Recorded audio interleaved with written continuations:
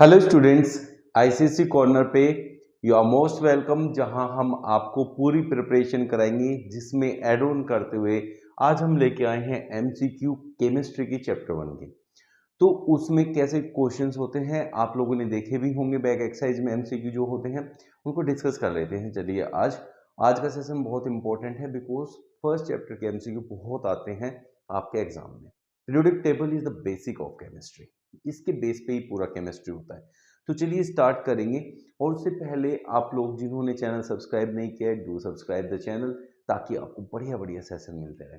चलिए स्टार्ट करेंगे। First question, the three elements X Y and Z represents Dobereiner's triad.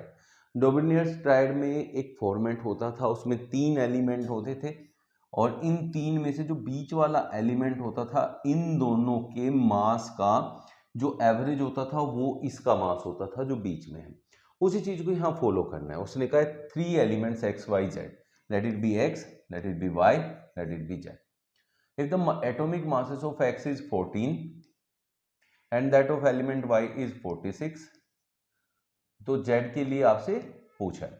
तो ये क्या होता है बच्चों, 14 प्लस ये z है divided by 2 is equal to 46, क्योंकि जो बीच वाला एलिमेंट है that is y is the average of the masses of x and z। उसी को यूज करेंगे तो this will go to that side, तो 14 plus z will be 92, z भी इक्वल्स टू 92 माइनस 14 8 7 78, तो option C will be your correct answer.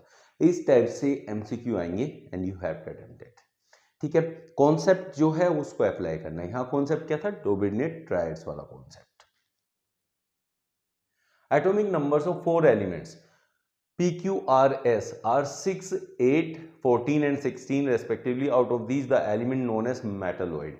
Metalloid वो elements होते हैं जिनकी आउटर मोस्ट सेल में 4 इलेक्ट्रॉन्स होते हैं। तो इनका इलेक्ट्रॉनिक कॉन्फ़िगरेशन बनाएंगे and we will find out किसका लास्ट, जो मतलब जिसको कहते हैं वैलेंस सेल, उसमें 4 इलेक्ट्रॉन्स प्रेजेंट है। लेट अस सी, 6 में होता है 2,4, फिर 8 2, क्योंकि पहला होता है ड्यूप्लेट, पहली सेल में से 2 आते हैं, दूसरी सेल में मैक्सिमम 8 आते हैं। तो इसमें ये 8 में बनेगा, तो दूसरे में हम 6 ले सकते हैं क्योंकि 6 ही बचे। फिर 2 8 10 और 14 then 16, 2 8 10 and 6 16। Out of this element known as metalloid. तो आपसे पूछा है इसमें से मेटालॉइड कौन होने वाला है, तो 6 वाला। लेकिन ये क्या है, 2 4 पे कौन आता है बच्चों, बस ये आपको याद रखना है, carbon, which is a non metal, not a metalloid. Zigzag line जो चलती है वो उससे बाहर होता है, तो इसको इग्नोर करना है। तो आपका आंसर होगा 14 वाला, 2 8 4। तो 14 किसके लिए है बच्चों, यहां आर के लिए, so your answer will be option C, that is R. Which of the following statement about the modern periodic table is correct? It has 18 horizontal rows known as periods. Horizontal rows को हम period ही कहते हैं, ये बात सही है, but 18 नहीं होते, 7 होते हैं। It has 7 vertical column. Vertical columns को हम ग्रुप्स कहते हैं, ये बात बिल्कुल सही है, बट वो 7 नहीं होते, वो 18 होते हैं। तो it has 18 vertical column known age groups, बिल्कुल सही बात है जो अभी मैंने आपको बताई। तो option C will be your correct answer.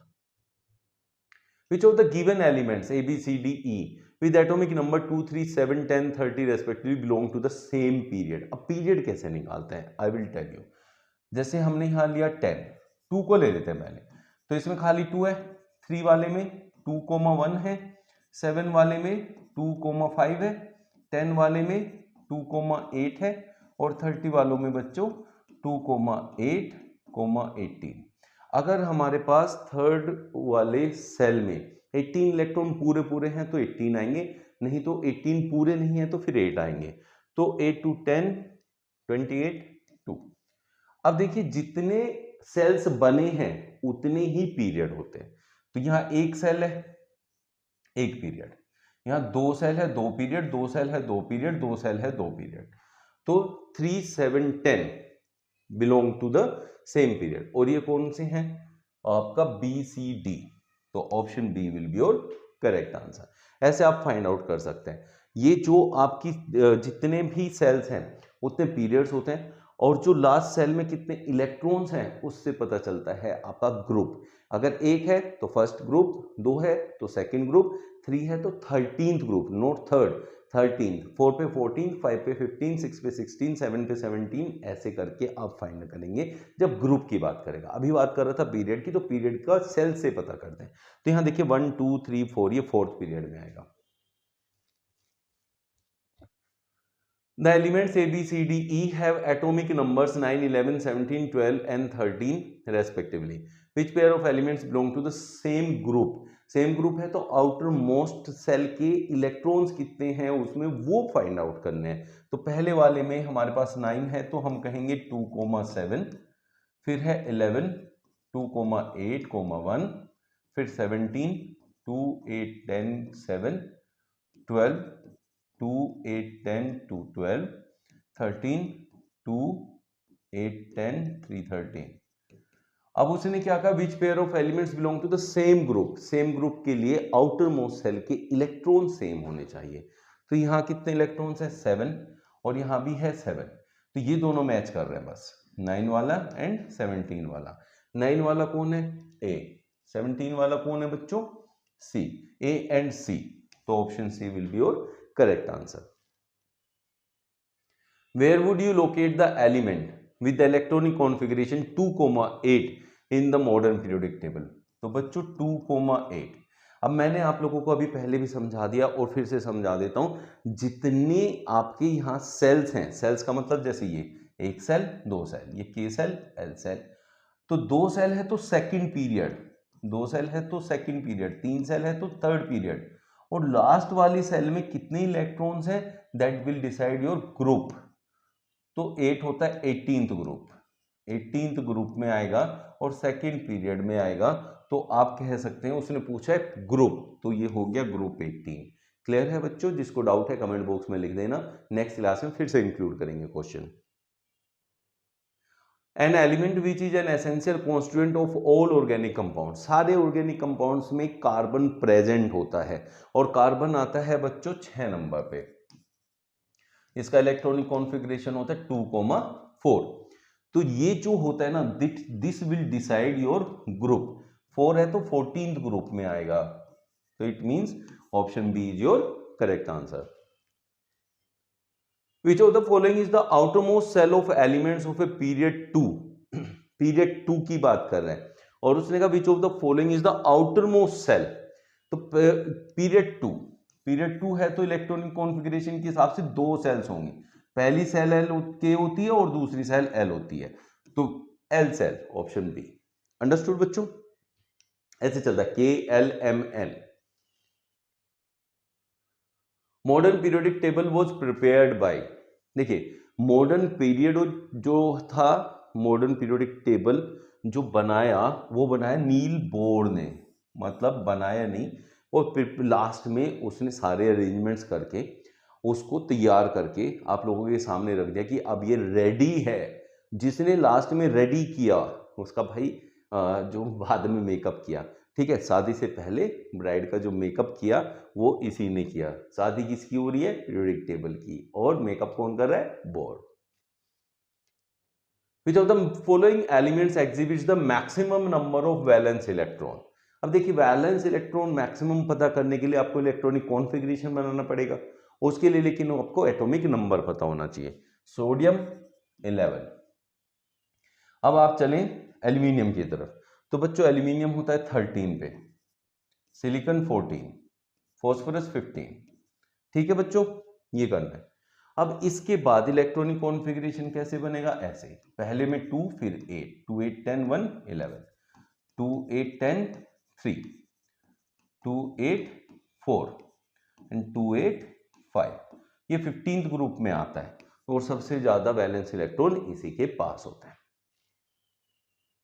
Which of the following gives the correct increasing order of the atomic radii of oxygen, fluorine and nitrogen?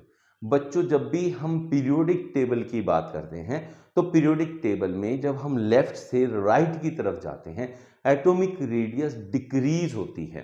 जबकि उसकी सेल जो है इंक्रीज नहीं होती है एटॉमिक, जब आप एक पीरियड के अक्रोच आते हैं। कोई भी एक पीरियड में जाएंगे तो पीरियड में आप लेफ्ट से राइट जाएंगे, लेफ्ट टू राइट, तो एटॉमिक रेडियस आपकी हमेशा डिक्रीज होगी। अब इसके डिक्रीज होने का रीजन समझ लो क्या होता है।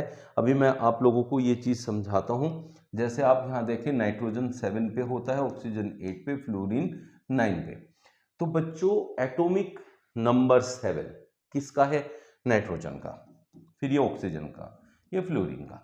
आप देखें नाइट्रोजन का एटॉमिक नंबर 7 है तो उसके पास कितने सेल हैं पहले तो ये समझ लो। 2,5 ये है नाइट्रोजन के लिए, ऑक्सीजन के लिए 2,6 और नाइट्रोजन के उसके फ्लोरीन के लिए बच्चों 2,7। अब आप बेटा ये देखना है उसके अंदर कि इसके पास भी 2 सेल है।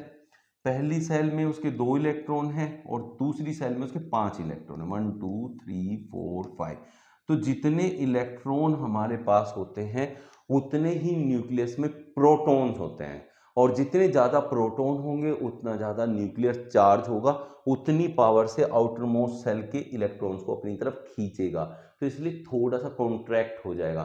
तो जैसे जैसे आप इलेक्ट्रॉन्स बढ़ते जाएंगे वैसे वैसे उसका साइज थोड़ा थोड़ा कम होता जाएगा। तो इसलिए हम कहेंगे कि फ्लोरीन का साइज सबसे छोटा होगा, फिर ऑक्सीजन का साइज उससे बड़ा, फिर नाइट्रोजन का उससे बड़ा। तो इसने कहा था इंक्रीजिंग ऑर्डर में लगाना है, तो FON जो कि ऑप्शन डी में आपका दिया हुआ है। ठीक है बच्चों।